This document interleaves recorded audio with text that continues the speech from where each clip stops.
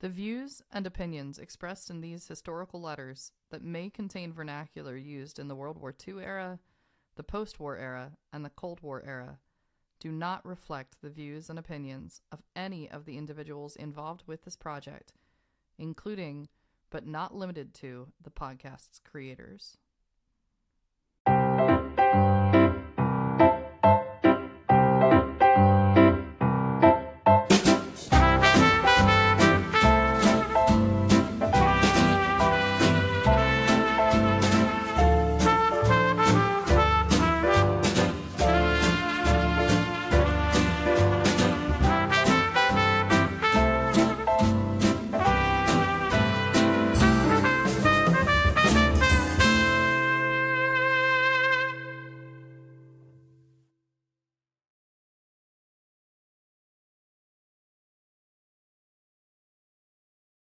Morning, Jamie. Good morning, Allison. How are you doing this morning? Well, at today, which is April 25th. Yeah. It's a great day. Today is 2 years now for the podcast. This is our channelversary. So that's fun. 2 years. And I'm very happy because one of the goals that we had was to put out a new episode every Sunday. And so we have done that. So I'm very happy. We had one episode that was a recap. That was necessary. We were unable to because of, holidays. Holidays and things. We were unable to record. So, but Allison put out a great episode for a recap. So it was really good. So, but we managed to do that. I'm very happy. So this is like a nice day for me. I'm like, this is a good day. This is a good day. Oh yeah. And we're still in National Letter Writing Month. That's April every year for people that don't know. We kicked it off in April, and I remember thinking about that and I'm like, that's appropriate. 2 years ago, we called that out. So I'll call it out now on the 2-year anniversary. Everybody, we better write some letters, or the future historians aren't going to know what to do with all of our text messages, nor will they have access to them, and no one will know what anybody thought. And then they'll just wonder about what's going on when they read all the world news and be like, what was happening? That's funny because most of the text messages, between me and my husband, is, when are you getting home? Right. Are you almost home? Can you imagine? Get this for dinner. Are we getting dinner? Yeah. Will historians be able to download chat transcripts from people that are gone and then have to filter through all of it and somehow put a story together? That doesn't sound like fun at all. Nope. I'm good. I got Sweetie's letters. Until I die, I have Sweetie's letters. There's that many. So I know, because I was just talking to you today and I was like, where are you in the letters? And you're like, 50, what do you say, 3 or 4? 54. And there's so many more to go, but we enjoy it. This is fun. Not going through chat logs. This is way more fun. So just a quick recap from last week, just so we kind of remember where we're at. Well, I mean, the main thing here is that Sweetie's planning some new things for the spring. She's trying to remember everybody's birthdays. We'll see if that actually happens. They picked up a camera with a really good deal. She's going to talk more about that camera. She basically wants to get a movie projector and share films so that they can trade stories and visuals even better from across all those state lines, since everybody's so separate. That's the thing with Sweetie, is she really wants the connection. We know that Miss Darst also still has all of this furniture in the old house there. Sweetie would like to see all this stuff out. She doesn't want to have other antique dealers coming around their property. Absolutely not. The Murphys are supposed to be around to take care of some things. We're going to get a follow-up on that storyline today. But overall, we're just getting into the spring. So just going into a little bit of housekeeping before we get started here. If everybody could share, and subscribe to the Love Sweetie podcast on YouTube, we'd appreciate that. If you're listening on our audio channels, welcome to all our new audio listeners, whether you're on Apple Podcasts or Spotify or any of the other audio podcast platforms. If you could follow, download, whatever it is you do in those particular platforms, we appreciate that. Leave a review if you can. And of course, check out all the great content at www.lovesweetiepodcast.com. Jamie, I think we should find out what Sweetie's up to and catch up with her here in the beginning of March of 1952. 363 North Main Street, Doylestown, Pennsylvania, March 10th, 1952. Dear Mama, Papa, Jeanne, Sister, and Bill, and Frank and Maida, and Florence.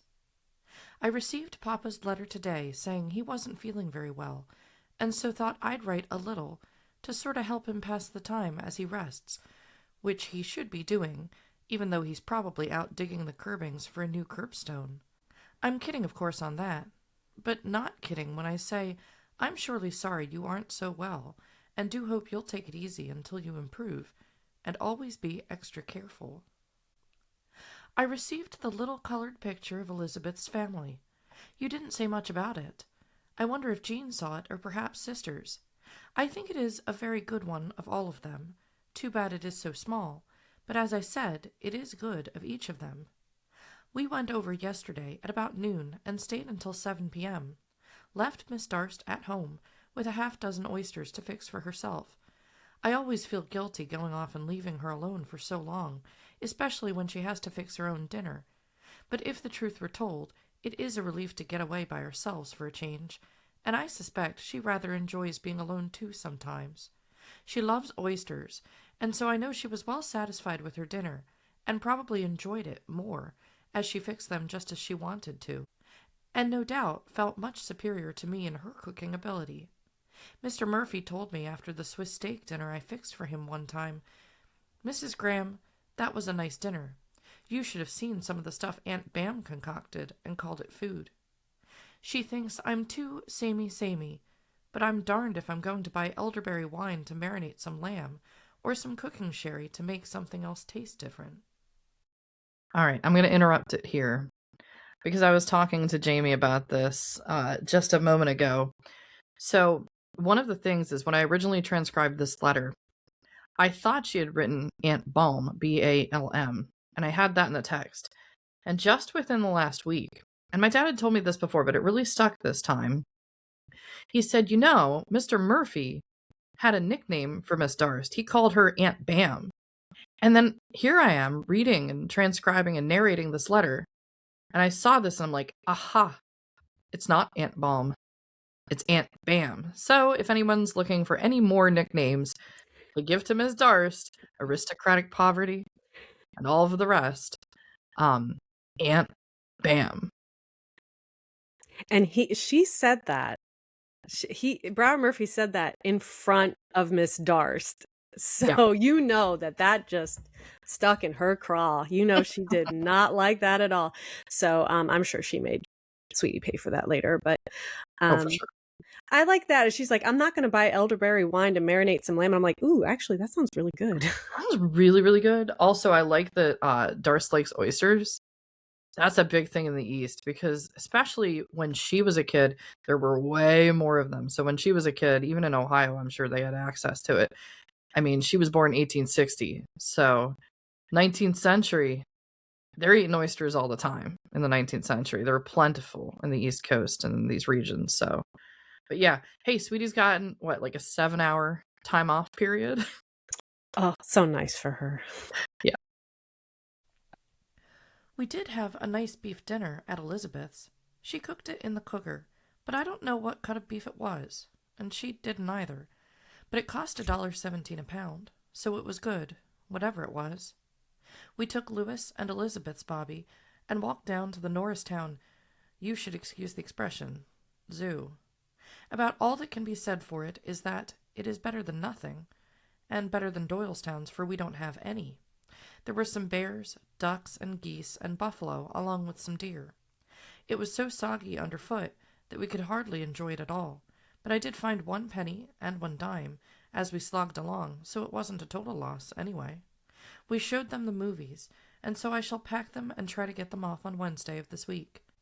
I shall mail them to Frank as you directed in one of your earlier letters, and then I shall get that projector returned. G-Mom was thrilled with the ones of the peaches and the farm. They enjoyed the hunting scenes, but I liked the pond, both in snow and without. Those hills looked almost like foothills with their snow covering, and I must say I got homesick all over again over the Christmas ones, even though I suffered from eye strain afterwards. It started out to be a lovely day, and I took my baby Brownie when we went hoping to get some pictures, but it clouded up and got real dark, so I didn't get even one picture for my trouble. I did take some pictures of the snow we had, and I'm going to send you some as soon as we see them. That was the worst snow I can remember since living down east, and here it is on Monday, 9 days later, and it still lays. Usually it is gone in a day or two, but this has stayed longer than any I can remember. Today was a bright sunny day, and I should have taken some today, but got busy at darning black socks, and so didn't get it done. I am so sorry to hear you've been sick again, Papa. I hope you'll soon go to see Dr. Parsons, and that you'll be sure to write me what he has to say. I always worry and must admit I'm inclined to be a Calamity Jane, where you and Mama are concerned. If I followed my first inclination, I'd probably spend half my time on the train between here and Iowa. It doesn't do me any good, or you either for that matter, to write you advice and warnings against doing this and that, since you're always one to do as you choose. Ahem. But it would make nagging much easier for me if you'd come here for an extended visit. Yes, you should make out a questionnaire, and I'll try to give you some good answers if I can. I try to write as many things that I think you'll all be interested in, and cover a variety of things. Makes it pretty hard, and often there are things I wanted to tell you, and have thought I have written, particularly when several of you ask the same thing. Lewis is eating pretty well, and seems to be pretty well for the most part. We still have colds and sore throats that we keep to a low level with sulfa and stuff. I have been writing you that I'd been having a stopped-up nose, too. Well, it got beyond me, and I had the sorest sore throat I've had since I can remember, and a slight fever with terrible headache to boot. So finally, since I couldn't take sulfa without doing a hoochie-coochie from the hives, I took some of that classy aureomycin, and must say I've never had an infection knocked in the head so quickly before. I'd been hoarding it for Lewis just in case he should throw one of those high-fevered fits of his, but just had to have something, and am very pleased with such rapid results. Feel pretty well now, but no, part of my trouble is lack of gumption. Yep. So this is concerning because Chester's not feeling well. Right. And that right there, like the fact that she said something about it twice, this is weighing on her head, and like, and I can understand like that, when you're not there, you're not in your hometown, and something bad happens and you can't get there. It's suffocating. You feel helpless, and she's very, very far away. And it just, in that day and age, like travel, you couldn't just pick up and travel like you can today. There'd be no way that she could drive out there. So I can imagine that this lays pretty heavy on her. And it is also, it's interesting always to me, the juxtaposition of, that certain events happening in that day and age and certain events happening in this day and age, and like how we can respond differently now. Yeah. Like if this was now, she could be on a plane. She'd be in Philadelphia. She could easily get a flight to Iowa. You know what I'm saying? It's just, she's, they're a little sick. Mm-hmm. And she said that classy aureomycin. Which is a great time now to just get right into our medical disclaimer. Special disclaimer. The medicines and other medical treatments noted in these historical letters from the 1950s are specific to Sweetie's story and might not be recommended today, or are even more regulated than they were so many years ago. As such, none of the medical information contained within these letters is to be construed as medical advice. Talk to your doctor. Thank you for your attention to this message. Now, back to the show. And there we go. I like that. That's done. I also there's this funny part about going to the zoo in Norristown, and she really just kind of mocks the zoo. I'd be impressed if I saw a buffalo in Norristown today. I'd be impressed with that. And a bear. I'd be like, wow, there's a buffalo in Norristown. Like, that's enough for me to be like, interesting. Well, yeah. It's funny because we vacationed in Tennessee my whole life. Like, we've been vacationing in Tennessee. I never saw bears. in the Smoky Mountains. I wasn't even moved here.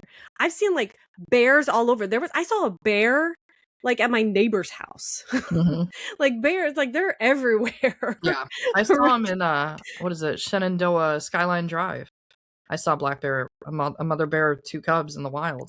And I Aw. did what everybody else does today in this day and age. I'm like, oh my God, slow down so I can get a photo. And then, like, after like 10 seconds, you're taking the photo and you have this sinking feeling, even though there's a line of cars. And thank goodness it was a black bear. They're generally more calm than other types of bears, from what I've heard. It's not like a grizzly. And I was like, wait a minute, this is a mother bear with her 2 cubs. We should keep going. I should roll up the window. This seems like a maybe dangerous thing, but she's gonna protect her babies. Yeah, But I that's got not this great safe. photo. Not safe, not recommended. I saw Yeah. one once when I was up on the mountain Mm-hmm. down here in Connellsville, where my in-laws used to live up on the mountain. And I was driving down with my dog, and there was a bear just walking across the road. So I stopped and I rolled down the window. He wanted to eat it. And I was like, hey, bear, go back in the woods where you belong. And it turned around and looked at me. Ooh. And I was like, oh, wait, never mind. Bye. Have you seen the YouTube videos of the moose that attack people? Like how big they are? Oh, And, like, moose the are cars huge. They're come like cars. And I'm like, nope, not getting near a moose ever. Ever. Buffalo Yeah. are gigantic as well. I don't know, all these types. Also, then she says, but I did pick up this dime and this penny. Yes. Which back then, Like Lewis's allowance. you know what? My dad does this too to this day. I mean, if they see a coin on the street, like we would walk to the park with Sweetie when we were kids, we'd walk over, and if she found a penny on the sidewalk, it was amazing. So I always remember being on the lookout specifically for this. We'd be like, oh, look, there's a penny. We're running around with Sweetie. But today, it's funny. Random thoughts go into my head sometimes as a historian. When I see a penny on the ground that is heads up, I'm like, okay, we're good, pick this up. But when it's tails up, sometimes I'm a bit hesitant to pick up a tails up penny on the ground. As a historian, I was confused when I went to Lee's tomb. This is in Lexington, Virginia. If people are familiar with, it's where VMI is. This is like southwestern Virginia. Really interesting town, but there's Washington and Lee University as well there. And that is where General Robert E. Lee is buried. That's where he's in repose. So if you ever want to go see the Lee Chapel, that's where it's located. Outside is where Traveler is buried, which is Lee's horse, because he loved his horse so much. And I was so confused when I'd come out, and there were pennies all around the stone whereby underneath Traveler's buried, and they were all tails up. And I was like, huh, that's kind of funny. Why are they all tails up? It's because Lincoln is face down looking at the rear of Lee's horse. I'll never forget it. But now whenever I look down, I'm like, is that like Confederate luck or something down there? I don't think I'm supposed to pick this up right now. But yeah, that's probably, if you see that and you're in the South and you see a whole bunch of pennies and you're like, why are they all tails up? It says Lincoln's face down. Yeah. I like that. See, this is why I like, this is a history podcast, and I like those little stories. I'm glad that you, like, thank you. That's fun. I like that. That's hilarious. Yeah. So she found some pennies, or she found some money too. So she's picking them up, whatever, it doesn't matter. So she's like, oh, I can go get some jarred peaches at the sale with this, Right. So. She's like, this is a whole jar of peaches. Yep. But getting back to the letter, it seems that she's also a little bit concerned, not just about her papa, but her mama too. Mama dear, don't let your maternal pride run away with you. The idea of taking that poem to Lady's Aid, I only did it because you didn't all win something and wanted to make some sort of foolish consolation prize for you. You can't call that poetry, and if you aren't careful, they'll be saying you're cracked about your kids. I didn't even tell Lou I'd done it and surely wouldn't have let him read it, for fear he'd poo-poo me. I seem to do my best work when busy with the dishes, and have come to the conclusion that it is my effort to escape the hated job of dishwashing that aids me. It is only the more ridiculous if you compare off the ones I tried to match in the poem. Did you try that? I'm going to pause right here and just clarify what she's talking about, because we're not going to see it in this letter. But later in the spring of 52, what's happening is Sweetie is trying her hand at writing poetry. So what she's saying is the poem she sent to her mom, it isn't very good. And probably the consolation prize is from that twins contest we were talking about in previous episodes. We are going to get some Sweetie original poems in the spring of 52 around Easter time. So if you're like, are we going to get to hear Sweetie's original poetry? Yes, we are. It's just not today. What sort of a quilt are you having the ladies' aid do? You did not write to me about having some braided rugs made by the aid, and I wonder if you thought it not worth mentioning, or if you thought it too expensive to have them do it.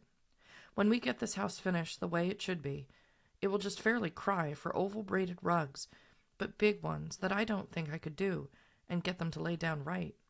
I think I can by going to rummage sales and auction sales, buy up lots of wool clothes that could be cut and made into nice rugs and fairly cheap too. I had to send out my good wool rugs and have them cleaned and wrapped and stored up on the 3rd floor.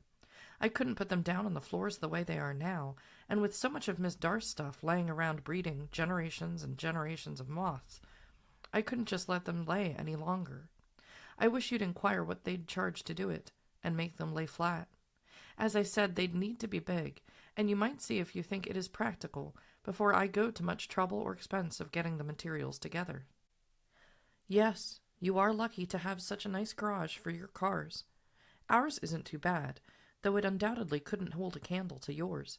I think when we get ours repaired and mended and put back together, we'll have a pretty good one, but that won't be for some time yet, certainly not until the windows are fixed in the house and make it more livable.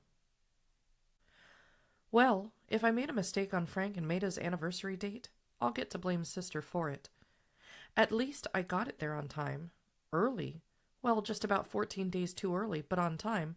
One time on time.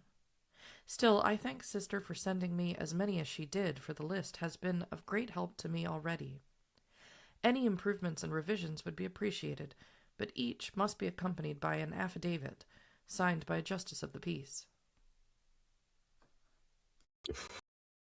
She's funny. Yep. She's in a good mood today. Mm-hmm. She's a little concerned about Papa, but she's definitely in a better mood because she's cracking jokes. Mm-hmm. Yeah. So I can tell. I think this really is cool about the rugs.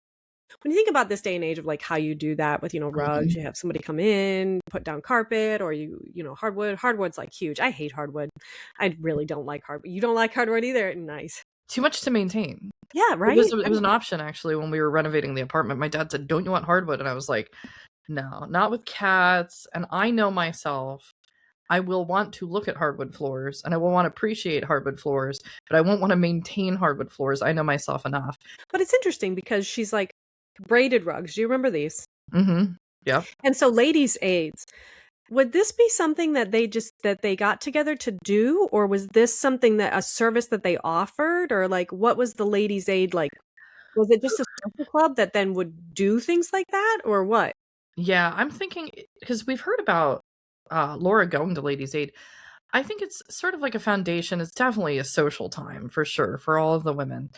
And I think what's probably happening is that they're getting donations to do things and then being paid for that. And it's probably going to like a cause somewhere or something along those lines. That's the way I'm seeing it. But all of these women, they're so highly skilled, especially in this time period with knitting and sewing. And braiding. Like, this is probably something they're like, oh, you need a rug day later. Like, they had some coffees and some teas and they're like, this is good. It's just high skills going on at the time. That is something that you see, like I've seen videos and reels about like keeping old traditions alive. Yep. And like women getting together to do some sort of task, a task that requires a lot of repetitive movements, like different things. And so that's really, it's kind of sad that we don't have that anymore. I mean, I'm sure we do, but it's not prevalent. I couldn't tell you. I always love all of like the old not even the old movies, the current movies and films that are representing like these time periods where it's all of like the women doing the wash together and there's like 10 of them. And now the great thing is they usually set a scene there. It's not just part of the background. This kind of thing used to be more in the background. Now it's like, oh, that's where all the gossip is coming from. That's where all the good stuff gets learned about. Oh, did you hear about this person? And this person's getting married over here. That's the meetup point. We have Starbucks. and text messages. It kind of feel sad. And I know that there has been like this kind of resurgence of women getting together and helping each other, like going to each other's houses and doing chores, like doing, like, oh, you have a big project you need, let's a bunch of us go over there and we'll help you. And then, and so, I mean, it's kind of coming back, but it's not necessary. Yeah. It isn't something that we need because we have, manufacturers that make the things that we need, or we can buy them easily, Yeah. So it's a little disheartening that we don't have that anymore. But I mean, that's also, it's kind of like the reason we don't have it is because we don't do it. And so if we want it back, we just got to start doing it again. We have to learn all those skills all over again. It's true. And everything's missing. See, like, I don't want to say I'm a really good cook. But I have definitely, like, I make 3 meals a day at my house. I breakfast, lunch, and dinner. Like, I'm up at 6 o'clock making breakfast for my husband. So I cook a lot, and it is very easy for me to cook. So, but I had to develop that skill on my own. Yeah. You know what I mean? Not everybody. By doing it. There's no more like canning parties. Like remember Laura and I think Sweetie, or maybe Laura and Jeanne got together and they canned like 50 quarts of green beans. Yeah. Like I would never. This doesn't even occur to me to do. So I don't know. It just kind of makes me sad a little bit. For sure. It would take I would say probably about 200 years as a requirement to get society back to the point where the women could all get together and instantly like braid rugs and things like that. It would take a significant amount of time. There's a story that I'd heard once about, in the Roman days, they had that amazing architecture. They had aqueducts and they had running water and all this kind of stuff. And then the Dark Ages came in, and the technology of ancient Rome, a lot of it was lost. And for 500 years, it was gone. And we had to reset the clock as humanity on relearning the things the Romans did. And it took that long to reset it. So that's like a really major one. But just the act of a lot of the sewing abilities that the women had probably starts to go away by like 60s, 70s, 80s, because we get into this just-in-time environment. As you said, you can just buy things. And it would probably take hundreds of years to get back to that, because we have to go through the beginning all over again.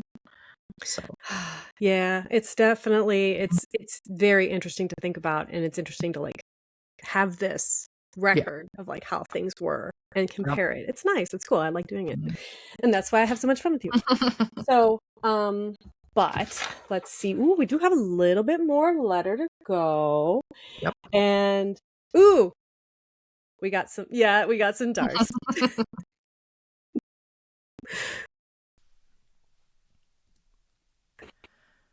Well, kids, my piece is short-lived, and no, I knew I was overly optimistic all the way around. You see, it is like this. While Murphys were here, they called a man to come and list the furniture they were going to ship down to Georgia. The man came and promised to send me an estimate, which I was to forward to Mr. Murphy at the hotel, where they were going to stay in New York for 2 weeks.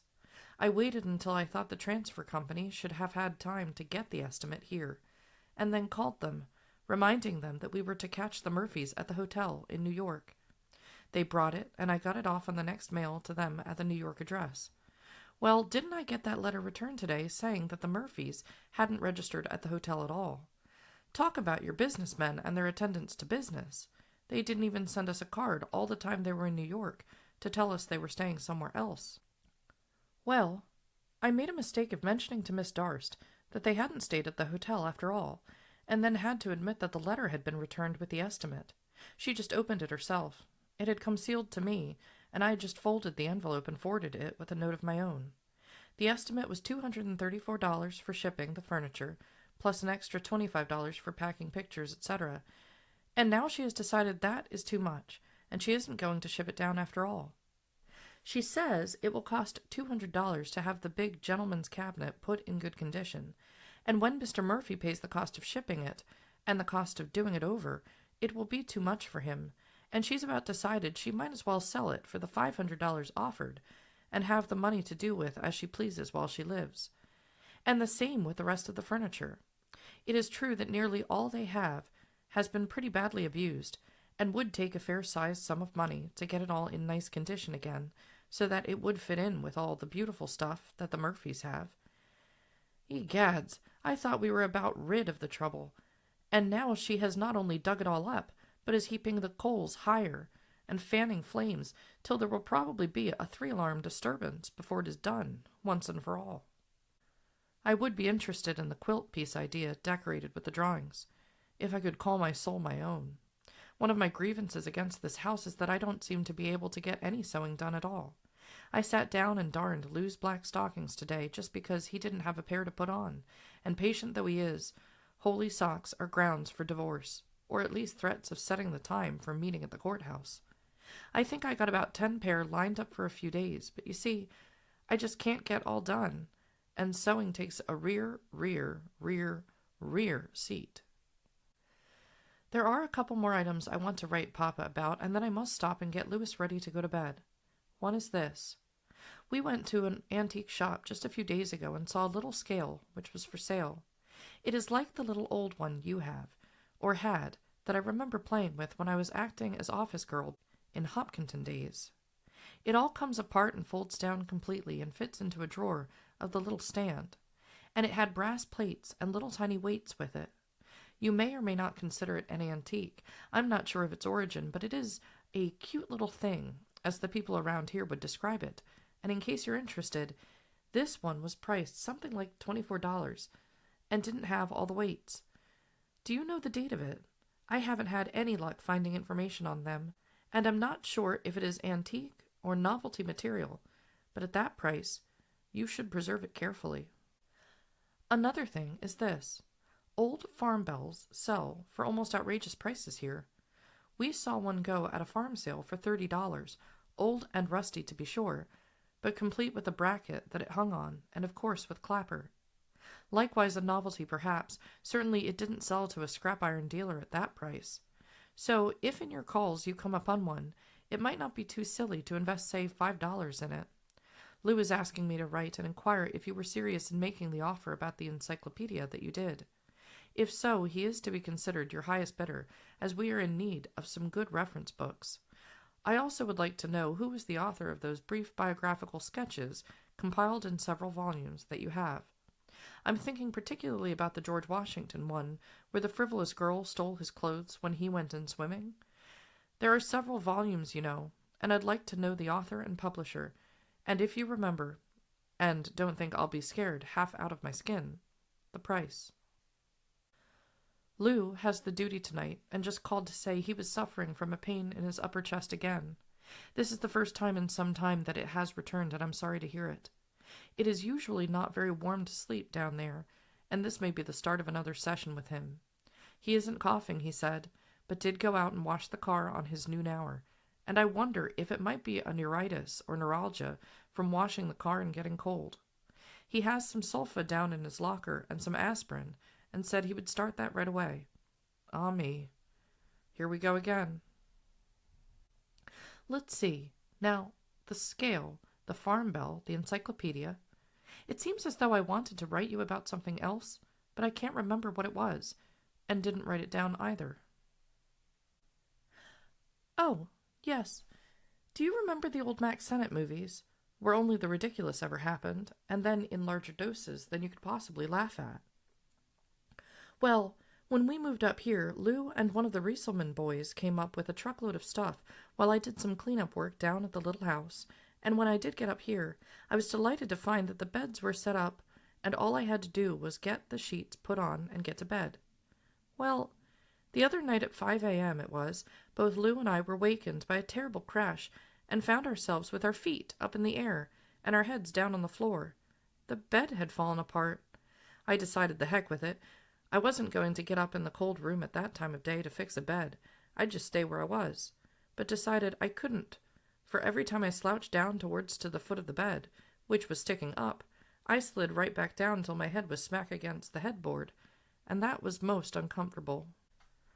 Lou said the bed had fallen through the floor, but I knew it was only the spring, so finally after we'd started giggling like a pair of kids, we got up to see what had happened. Lou had somehow forgotten to put in the bed slats, and the spring was just sitting on a little ledge of the bed. How it stayed up this long, I don't know. We managed to get it back up, to where we could get another hour's sleep if we were careful, but I can't find the bed slats now, and so each night, when I go to bed, I creep in carefully, and try to keep Lou from rolling around so much, lest we are awakened again so rudely. I'll just have to start a systematic search for the bed slats. I don't feel very rested these mornings, and I guess it is because I'm holding myself half off the bed, so that if it does fall, I can save myself some of the shock. Ah, well, what are you going to do? I'll try to think of whatever it was I wanted to tell Papa about and try to write it down so that I can write it the next time. But now I've got to stop and get Louis into bed, or he'll never get up in time in the morning. Love to everybody. Sweetie. Wow. You just know that Miss Darst hid those slats somewhere. Oh my gosh, I bet she did. I bet you she did. Mm-hmm. She's like, oh, they didn't put these on. I can't do the Darst voice. You're much better. But that's funny. That's funny. And that's amazing that it stayed up that whole time. Yeah, they've been there since summer 1951. Mm-hmm. Oh, I do want to say, though, when I read this, I was like, that's not. Sweetie and I disagree on that. We don't joke about divorce in my house.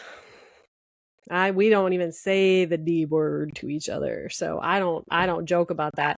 So when she's like, lose patient, but holy socks are grounds for divorce, I was like, wow. So I know that, like, we have talked about how Lou is not very considerate about her and, like, she, her weight and stuff, and has said things to her. Mm-hmm. I really do think that they joke around a lot with each other.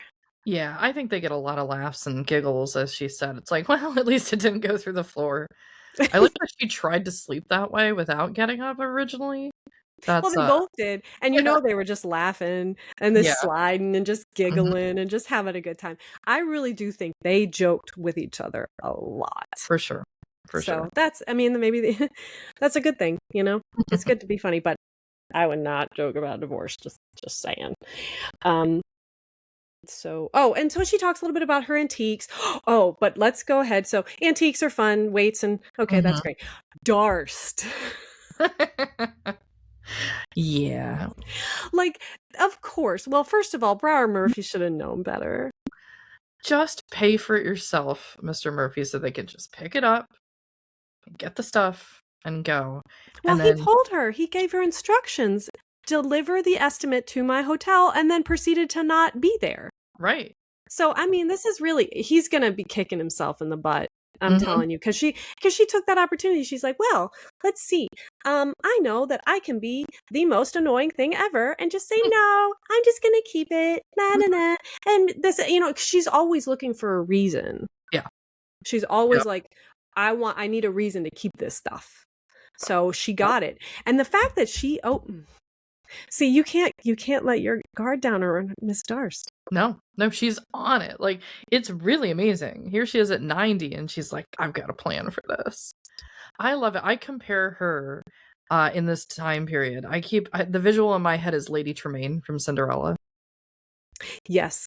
Yeah, the wicked stepmother. I think she's got the total vibe of Tremaine, where it's like, oh, you have some chores to do, and maybe you'll get to this thing later, but here's all these other things that need to get done. And then, of course, Sweetie, being the Cinderella character, is just, what is it? They sing this song. It's like, they always keep her hopping. She goes around in circles and she's very, very dizzy, And that's the thing. She's saying, I can't get even my sewing done. She's like, we're backed up in darning socks. We have, by the way, to our newer listeners, there's a whole episode just about darning socks. It's called Darn Socks, Darn Socks, Darn Socks. I'll put that on the screen.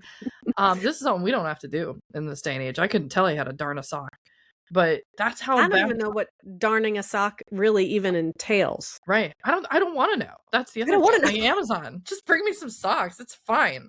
I'm good. We have like all these other companies. No, I'm not going to learn that. That one can stay in the past. That's emergency use only. She used to, and we had the reknitting of the stockings right at the very beginning of the whole podcast. That sounds tedious. That can stay in the past. But she can't even get to any of the stuff that she wants to do because Darst is literally acting as Lady Tremaine over here. Mm-hmm. So if you need a visual, and we do have a picture of Miss Darst on the website, and I can put the link to that particular image in the description below, because she's standing next to Brower Murphy, and it's a good time to look at him and his Aunt Bam together in this episode. Maybe I'll put it up. I'll probably throw it up on the screen at this point as well. That would be a good idea. But yeah, she's just doing her own thing. And it's not, she's thinking about the gentleman's cabinet, but there's all this other stuff. Sweetie's like, I need this out of my house so I can put the rugs back down.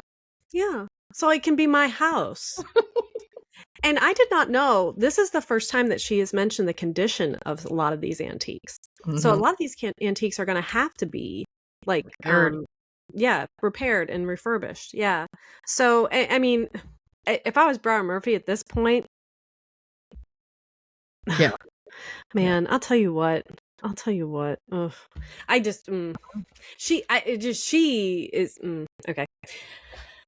That was funny. And also totally expected. I'm like, not surprised at all. Yeah. Not surprised at all. Yeah. You know, when people show you who they are, believe them. Yeah, that's what I thought you were going to say. I love that. Yeah. Mm-hmm. So, but this is her lot in life. And I think that she's doing pretty well with it. At least she's making it funny. Yeah, so that was our very first letter. But she writes a letter the next day. 363 North Main Street, Des Moines. Yeah. March 11th, 1952. Dear hearts and gentle people, this letter writing gets to be a vicious circle. I just sent out a batch of letters with the mailman when he brought this one from Papa, and so I'm forced to start the circle again. Shall not try to write a long letter, but will at least try to answer Papa's letter briefly and get it off. I'm glad you agreed that we did the right thing on the camera. I felt that even though we had to pay for the inspection and repair and the leather covering for the movie camera, it probably would be worth it in the long run. So far we have not heard from the camera company, though they only are up in Rochester, but I suspect their looking it over and deciding on the price takes time. I shall let you know what they say about it as soon as we do hear from them. We thought we could probably sell it and make enough from the sale to at least go part way on the 8mm for ourselves, but since you wrote some time ago that you wanted a 16mm outfit, I just couldn't go ahead with the plans until you had first crack at it. And if and when we get the bill and look it over, if you still want to buy it and the projector from the sailor at the base, we'll make a deal whereby you can. The only reason we do not actually want to keep this one for ourselves has already been outlined to you. The GI cameraman told us that this camera would give superior movies to an 8mm, much sharper and clearer, but we want one that can be interchanged with the family so that we can pass it back and forth and enjoy each other's. The extra cost of the film is no small item to consider also, as we just about bend the ends, though we can't come close to making ends meet. However, we hold you responsible for the entire deal as we bought it, rather Lou did, simply because you asked us to be on the lookout for film. Rather photographic equipment. The lens did look to be in good condition, and Lou thought it worth the gamble just for that. But when we found the camera was in almost perfect condition, except for the burned covering, he knew he had gotten something for practically nothing, thanks to you. You are wrong in assuming we didn't bother to think or look at the lens. We did, and probably Lou could tell you just what was written on it. I can't except to tell you it was f1.19 instead of f3.5, but since that is so obscure, I'll write you more about it as soon as I can tell you without question just what it said. I am sorry to hear of your snow, but strange as it may sound for me to say it, you are probably better off to have the snow that keeps you pretty much confined, especially since you wrote that you weren't very well. This way you'll keep close to the hearth side, and perhaps spend your time reading or writing letters, and generally resting, which would do you so much more good than anything else you could do. Surely, if the weather were warm, you'd be outside doing all kinds of things that you're better off not doing right now. I only hope that you don't have long calls out into the country on roads that aren't fit to travel, and I do hope that if it is Mama who makes the trip to the post office, that she'll be extra careful and not fall on treacherous walks. That is one reason I wrote this morning, for fear she'd go to the post office just in case. And just in case she does, she ought to find something there, even if it doesn't amount to much. Since you've mentioned the weather, I'll elaborate on ours. This day is strictly a phooey. Is bad enough. Phooey is slightly worse than but this day is really terrible and should be labeled a phooey. We had a bad snowstorm too, as I wrote to you. Strangely enough, since then, we have had some sleet-like snow, as the paper called it, and it was accompanied by lightning and thunder. No kidding. Well, early this morning, I woke up to hear it raining pretty hard. I was surprised to have Lou call me this morning from the base. He had duty last night and wasn't home, you know, and he told me not to send Louis to school in this storm. I said, "What storm? It is raining," but I wouldn't really call it a storm. Down there at the base, just 12 miles away, they were having the airplanes pretty nearly blown away, and they were sending them out to triple secure the planes for fear the wind would whip one into another and wreck two at a time. I did call a taxi for Louis. Ain't that a crime? If we'd had a taxi to call when I was a kid and going to school, that would have been something, but to ride in one, well, that's something I never did until I was big enough to date Jack Reed in Cedar Rapids one time. It was really pouring rain when time came for him to leave, and it is a long uphill walk that makes it rather slow getting there, and so I just called a taxi. And wouldn't you know it, when I went out to get him in and pay his fare for him, the door banged shut behind me, and I was locked out of the house. I had to slog around to the shed and drag out an old chair, and then climb in through the window to get back in. I could just hear the neighbors snickering at me, but there was nothing else to do, so I did it, and then dried off my head with a towel. That was the time I should have washed it while it was wet, but I just didn't. I sent his lunch with him, and I'm just hoping that the rain will cease by the time he should be starting home, though it doesn't look too promising right now. She got Louis a taxi. Mm-hmm. Lou said just keep him home. Yeah. Just keep him home. Why'd you do that? There's nothing else to do. Yes, there is. Just keep him home. You know me. Oh, Miss Darst. Hey, why don't you unlock the door? She's too busy opening mail that's not hers. She can't hear probably her knocking. But there is the doorbell and everything else. Or she's still asleep because it's early in the morning for the school. Mm-hmm. Right? It's at 8, 9 o'clock in the morning. Miss Darst might still be resting. So she's going out to the shed. It's raining. Dragging out all this stuff and climbing in through a window. She's like, I really should have done my hair.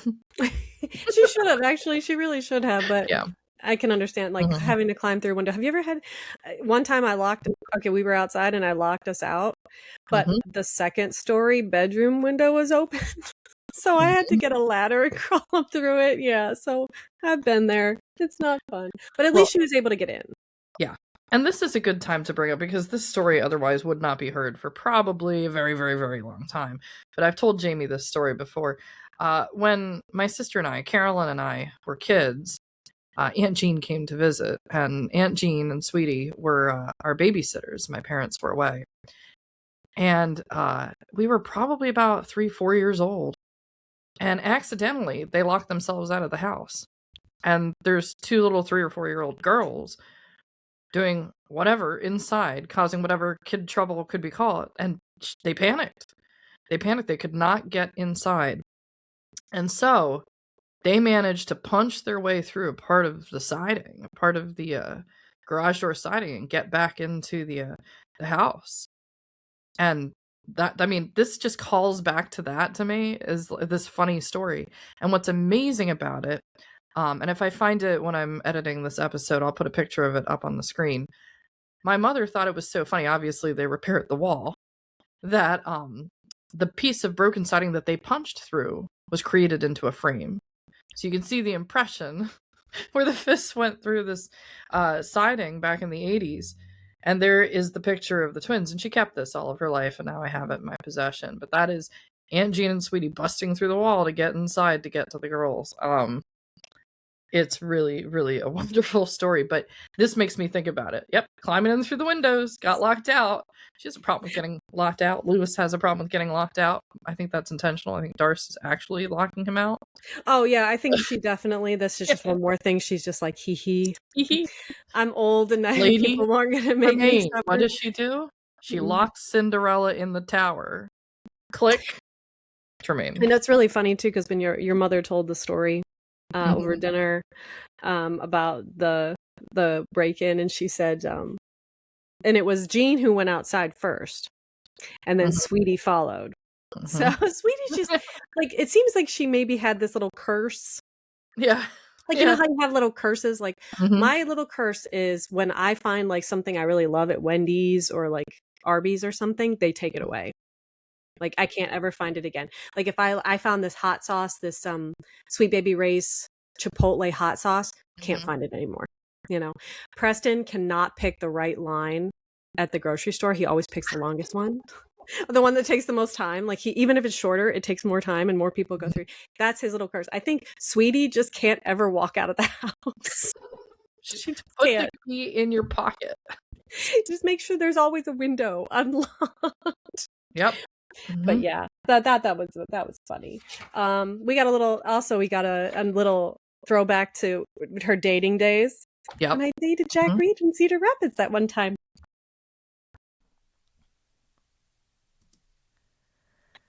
I guess I bragged a little too soon on the nightmares, for Lewis had one last night. However, I was up here writing that letter to you until almost 8 p.m., while Lewis was downstairs watching TV, and I thought a time or two I heard him getting a drink that ordinarily I could have talked him out of, and blamed the extra water for the nightmare. As soon as I got him up and got him to the bathroom, he was all right and slept soundly the rest of the night. This is the first time, though, that he's had one this week, and it is not unusual for him to go more than a week or two without one now. I'm much encouraged and feel that we are over the hump now, and the rest will be much easier. I remember now what it was I wanted to write to Papa about. You remember I wrote you some time ago about Lewis waking up in the night and not being able to get his eyes open, for they were crusted shut. I kept him out of school one day at the nurse's insistence until we found out if it was or was not pink eye. Well, I used the aureomycin ointment you sent, and it cleared right up and was all right for a while, but now it seems they are granulated nearly every morning. I'm going to try the ointment regularly each night for a while, and see if it will clear up. He is still carrying some cold, and wonder if it might be due to that. I have looked at his eyes in the afternoon when he gets home from school, and do not find them particularly bloodshot, perhaps from eye strain, and so I hope it will clear up. However, if you have any suggestions, I shall be glad for them, and will try to follow your treatment. Lewis would be delighted to receive something from you. There has been a time or two when Mamma has sent things to Lewis, and sometimes they arrive when he is not here, and believing there surely will be a letter in them.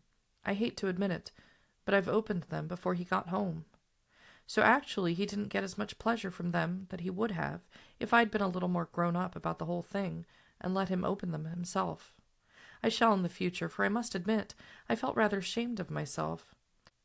I shall not tell him there is anything a-brewing, for he does like surprises.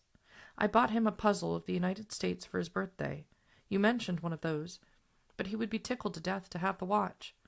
We are going to teach him to tell time very soon. Lou has given it a twirl or two, and I don't think he'll have much trouble catching on. We are going to get a lease drawn up for the renters in the little house right away. We did have a lease for the last people who moved in. I typed it up and we took it down for them to sign up. The man was an engineer at a local manufacturing plant, and he said he wanted to take it over and have the plant lawyer look it over and tell him what he thought of it. We asked a time or two if they'd signed it, and were lax in getting it done, but they were looking for a place to buy anyway, before they told us about it, and when they got wind of this house, they just moved. We did stick them for a half-month's rent and let them know just what we thought of them. They broke the porcelain covering for the toilet tank, and we called up the plumber to get a new one and sent the bill to them at their new address. He had already said he'd stand the price of a new one, and so he shall. These people moving in now are signing a lease to September, as they are building a house and it won't be ready until then. That suits us just fine, for if we are going to sell our house, that is the time to do it, after the dry months of the summer, when everything is green and dry, and we won't lose any rent or have difficulty making the payments on it until then. We have already told you that we were sadly disappointed in the entire place, and so I cannot grieve now about selling it. We could only hold a Navy man tenant if he moved on his own accord. That is to say, if we rented to a Navy man and he got transfer orders, no lease could hold him. We will have the lease for these people, and be the good Lord willin', we'll make it stick. I shall try to follow your advice about taking the pictures closer next time. I wanted to get his entire length in to show you how tall he'd grown, and so backed off a distance, but we'll try to get some closer ones to show his features next time. We do not have any cats, and I suspect I'm just harboring a cold in the head. I wonder that you don't prescribe the neosynephrine particularly for children. I am quite sure you'll find it expensive even for you to buy, but I'm convinced it is superior to anything I've tried heretofore. I did know you'd had corn on shares with the man who rented the farm, but didn't know you had sold it as you did. I suppose that fat guy whose wife had the cesarean, I can't remember the name, was the renter, was he? It is too bad you had to stand such a loss due to the mice and weather, but I've come to look at it this way. Be grateful for whatever you get, and don't spend too much time worrying about what it should have been, or might have been. I didn't know of Bill's plan to build a house for his mother. I did hear of the enlargement plans for their kitchen, but of course not the entire details. I wish we could modernize ours the way we'd like to, and hope that if we can dispose of the little house and make enough of it, to put some of the profits into this house to make it more convenient and livable. I would be interested to read of the wife and son of the Lindbergh Kidnapper. I must admit I know few people here in Doylestown, but doubt if they'd be here anyway. Doylestown is about 30 miles outside of Philadelphia. It is the county seat of Bucks County, and is not ordinarily considered to be a suburb of Philadelphia, though some people say they are from Philadelphia simply because it locates them generally and quicker than if they said Doylestown, and went through the description and effort to locate it. Since I'm reasonably sure they didn't mean Doylestown, it would be impossible to locate them just by saying they were in a suburb of Philadelphia, as that covers a great area and a great many little localities. It gives a person a rather queer feeling to try to imagine that it was you and wonder how you'd feel and how you'd live up to such a background as that. The old saying that you should not visit the sins of the father upon the son is often rather difficult, even for broad-minded people, but in such a city where kids are so often just downright mean, I should imagine that kid would have a pretty hard life, if the truth about him is ever made known. True, he could not possibly be held responsible, but could be made to feel like something that would be worse than nothing. Well, Mama, I'm not sure this is worth walking up to the post office for, but if you don't open it to read it till you get back home, maybe the disappointment will be lessened once you're warm again. We'll let you know about the camera as soon as I can after receiving their estimate, and we'll try to keep you informed of the daily happenings. The sun is out now, for the first time today, and so perhaps the afooey will begin to clear up. Hope it is out for you too. You didn't say how you were, but I hope you're much better. Love to all of you. Sweetie. That had a different tone than yesterday. She was a little more jovial, and then this time she was a little bit more downtrodden a little bit. I think it was the rain and the climbing in through the window. I think that probably has something to do with it. She's probably tired, and all the afooey. I love that quote. She's like, let me really detail this, and then she wraps it up at the end. Her outlining is really great. We have two really big parts in the second half of this letter. The first part is really about the previous house.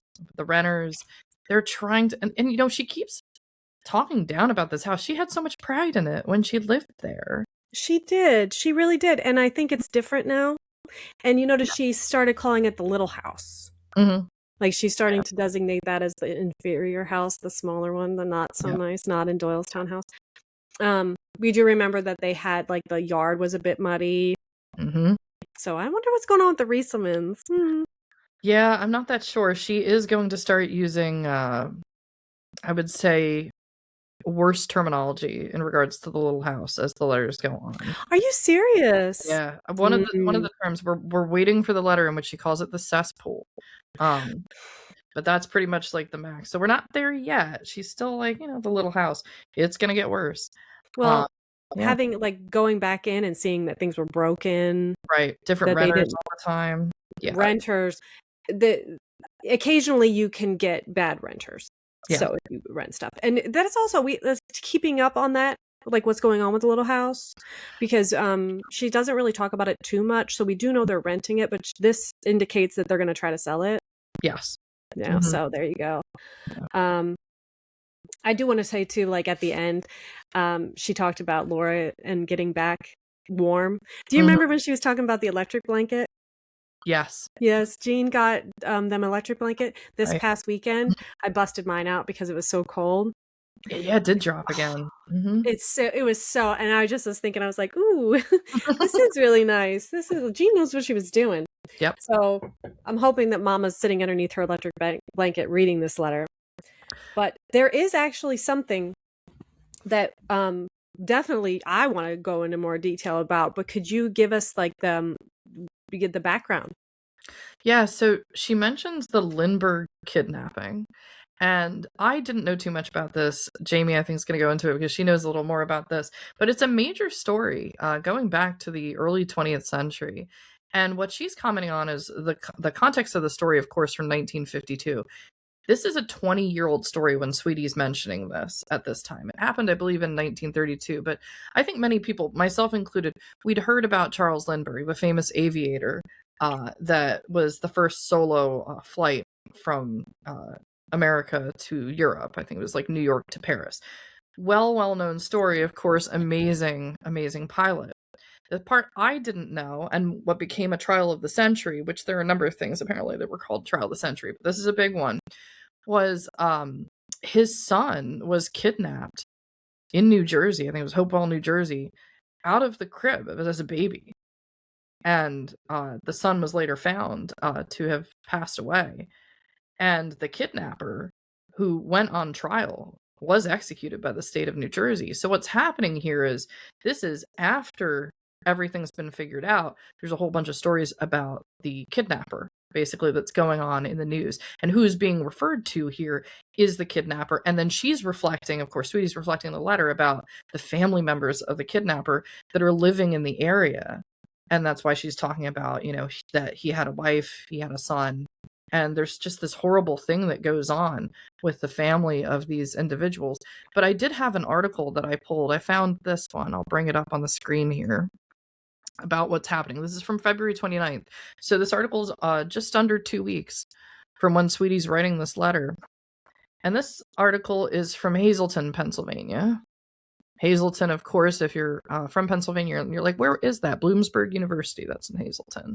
So up north a little bit, higher Lehigh Valley.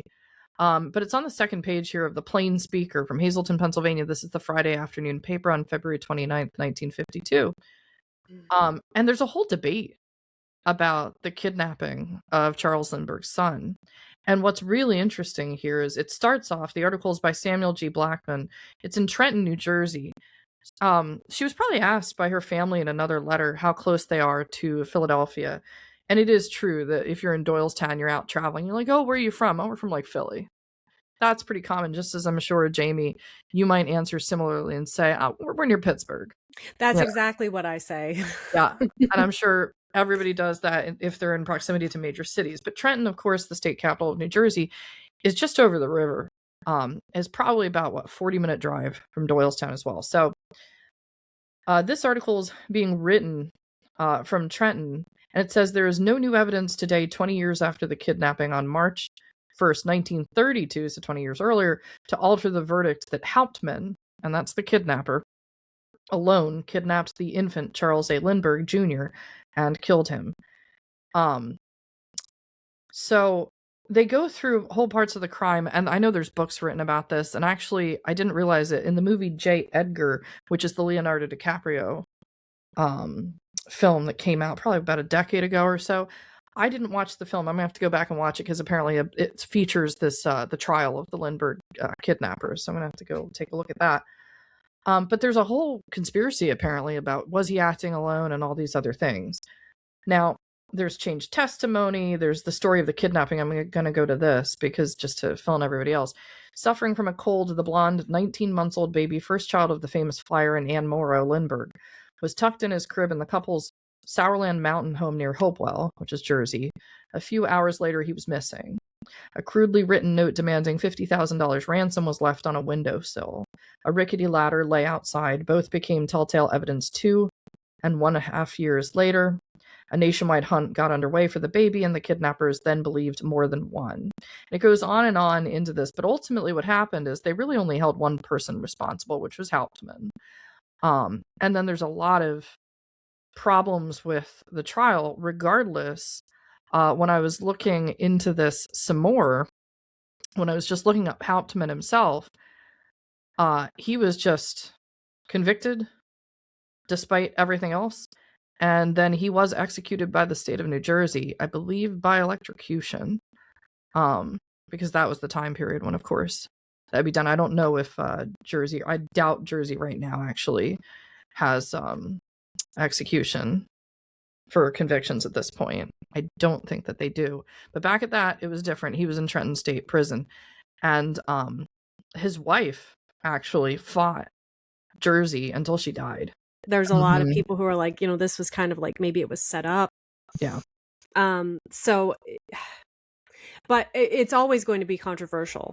Mm-hmm. It's always going to be controversial. I learned about it when I was a kid because my stepfather said, yeah, this was like a famous thing. And he's like, I don't think that the guy did it. I don't think he did it. I don't know. I mean, there's a lot of schools of thought on it. I really don't have very many opinions about it. But I mean, perhaps maybe that something happened to the child and then he was a scapegoat. I mean, he's famous, right? And it's a baby. So yeah, I can imagine that this was probably a huge news story back then. But like the fact that she's even bringing it up like now. So it was very important. It was a very, I don't want to say controversial, but it was impactful. Right. So.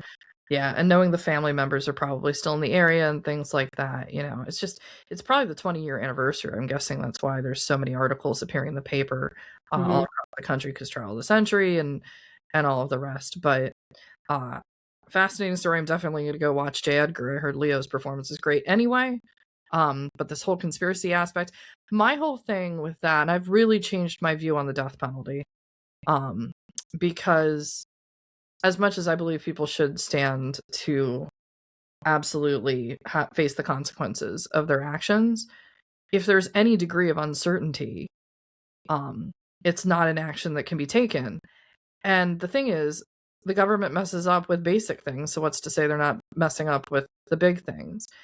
I know that's not the position everybody takes, but in this case, when we're looking at what's going on with all of this conspiracy, with there potentially being other people, with messy trial, that's the vibe I was getting from reading through some of the information about this particular case. That's one of the cases where I'd say, like, well, you can't do the death penalty because there's too many questions. There's not like, it's not set in stone, like he did it, this is clear, no question. When you've got this so much going on, that's when it's tricky. And yet they electrocuted him anyway. So, well, I think that it's probably rushed. Yeah. So I think that and as a child, that definitely has a major effect. There's now currently a man who is a delivery driver who kidnapped and assaulted and killed a little 7-year-old girl. Oh. And and I definitely agree with you on the death penalty. And I know and a lot of people feel very strongly, we should have a death penalty. I don't like the death penalty. I just for all the same reasons that you do. And it's also like, as somebody who's like pro-life, it kind of feels hypocritical to say, we should have a death penalty, because life is precious. But definitely, like in the case of this man there is evidence that he kidnapped her, that she was alive. There's video evidence, there's audio evidence, I believe there might even be genetic evidence that he did this stuff. So like in that case, it's so in stone. Yeah. Iron. That, I mean, I think that, and we've talked about this before too, like with our principles. And I would like to stay true to my principles, and I like to stay consistent to my principles, and you are also this way. So, but with sometimes there are things like there's always an exception. Like, and I like, I mean, I'm willing to have the abortion debate with anybody and talk to anybody in good faith, of course. Charlie Kirk put it the best way I have heard is that with abortion, his compromise, or his like where he's like, abortion is wrong, abortion shouldn't happen. He said, but unless the life of the mother is in danger. So the fact that somebody like him who was so consistent and principled, kind of put that caveat on abortion, I think that we can also put that on the death penalty. Yeah. I am against it unless it has to be a lock. Yeah. Like everything absolutely makes sense. There's not even a hint of something else going on in the background. This case, this Lindbergh case, is clearly the opposite of certainty. Just from way too many accounts, way too many problems. I mean, just from the beginning, even this article in 1952 it looks like there's more than one guy like involved with this thing. Like immediately. And this is the 50s, so it's like, ugh. And they're doubting it then. And then his wife fights until she dies. She does not succeed. She died in 1994, apparently. Wow. That's I think you and I should delve into this more just personally. Yeah. So interesting story. But that was interesting that she brought that up, and so it was cool to like hear about like events and stuff of her. Yeah. So but are we gonna do another letter? We have one more letter here, and she continues her pattern. She writes the next day on March 12th. 363 North Main Street, Doylestown, Pennsylvania, March 12th, 1952. Dear Jeanne and Glenn and Frank and Maida, I thought I'd drop you each a note to tell you the film is on its way as of today. I packed it pretty well with newspaper and insured it for $25. I suppose it will take about 3 days to reach Frank, and I shall be glad to know of its safe arrival there. We showed them to Elizabeth and G-Mom and the family, not Marguerite and Joe, and then I got them ready to send today, while I had the car and wouldn't have to walk to the post office. I'm sure you'll enjoy them as much as we did. I've been kept pretty busy writing the folks, especially since Papa himself wrote and told me of the fast and irregular pulse, and that he was having a great deal of pain. I know him well enough to know that if he writes he's suffering, he must be, for he has always been one to minimize his own ills. It makes me worry a lot about Mama, for I know how she worries about him. Well, I've been trying to write often for that reason, along with the fact that they expect it. I might drop a hint to you, Frank, that telephone calls are nice, but entirely too fleeting, and that they would probably like to hear from you once in a while. Who am I to talk, when I go for such long periods of time without writing to anyone? But this is one of the opposite spells, wherein I'm writing letters like mad, so please do excuse my somewhat superior attitude at this time. They seem to look forward to Jeanne and Glenn visiting them, and enjoy the visits very much, and I'm surely glad that Glenn will take the time and effort to go down and see about them. I know that if Jeanne goes often, I am pretty likely to be kept up to date on their welfare, providing they haven't forbidden her to write about them. I worry about Papa, but also about Mama, and hope that they are both pretty well. I don't really have much to write you now, since I've been scorching the typewriter ribbon, but wanted to tell you both the film is on its way, and now it is up to the stalwart mailman to do the rest. Miss Darst is going to go deliver some books to the Baptist minister that she sorted out from Uncle Davis's theological library. If I know the minister, he will just about have to be polite about them while she is there, but I suspect the dump will be expanded by a few volumes of Barnes' notes and the elocution of the minister before many days have passed by. She called her own minister to come and take some. He compromised by taking one out of the entire bunch, and let's face it, her ladyship was more than a little miffed by the incident. I must go now. Please let me know when the film arrives, and Jeanne, you haven't written enough about how you think the folks are. Would you? Love to all. Sweetie. That was weird because it was little. It was little, but there's interesting things in this small letter. We start to get the feeling of what's going on behind the scenes, because every time Sweetie writes a circular to the family, and then all of a sudden she writes this letter, and usually it's just to Jeanne and Glenn, but it's not this time. It's specifically to Jeanne and Glenn and Frank and Maida. And what I've arrived at from future content is that this starts to become what I'd like to call the inner circle of what's going on with the Demarys. And it's specifically between Sweetie, Jeanne, and Frank. And I think there's reasons for this. Lizzie has a very big family. She's close by. But Frank has a lot of resources. And with Western Bell and with communications, with the phones and all sorts of things like that. And Frank also being the only surviving son of Chester and Laura at this point. I think there's clearly a group here. This is going to come up significantly and to a lot of hypothesis about what happens when we get to the summer of 1953 and the end of season 3. There's going to be something going on. So just keep in mind that the communications are very strong at this point. Jeanne, being a nurse and having the independence without having her own children, is going to be able to respond to things just logistically faster and more efficiently than what Lizzie is going to be able to do, even though she's not too far away either. Florence, of course, is not going to be relied on for these things. Sweetie's far away. So Jeanne is going to be called down. And it's interesting, we start to see the change in attitude of what Sweetie thinks about Glenn. Mm-hmm. We start to see it a little bit here. We're going to see it in the next episode, but we're setting up this storyline that something is really going on with Chester, and Sweetie hints at it herself. She says, he doesn't tell us when something's wrong unless something is really wrong. And at this point, there is something really wrong going on with Chester. I don't want to panic our viewers or give them anxiety, especially I know people really love Chester, but Chester's at the point where he's suffering badly. And my dad actually wanted me to bring up something, and I wanted to make sure I didn't forget to do it. Chester had suffered from a heart attack in the fall of 48. He's been self-medicating with morphine this entire time. The question is he going to get in trouble for that? That's for a later point in time. I'm not going to go into that subject now, but he's trying to self-medicate the pain. And my father, who has been through some stuff with heart, said, in modern medicine in 2026, the pain and the things that Chester's going through can be solved within a day or two, and it's done. That's the difference. That's the amazing part of modern medicine. What Chester is suffering through is solvable within days in the hospital here. He doesn't have, even as a doctor, his only way to get away from his pain is the self-medication with morphine, is taking something, and there's still pain. So it is very intense what's happening here. He's not able to go on about. Remember from the previous letter, she said, I'm glad it snowed. You can't go puttering. You need to stay home and rest. But this letter is the lead up into next week's episode, in which it's going to come down to Sweetie, Jeanne, and Frank. And pretty much from then on out, this is the network.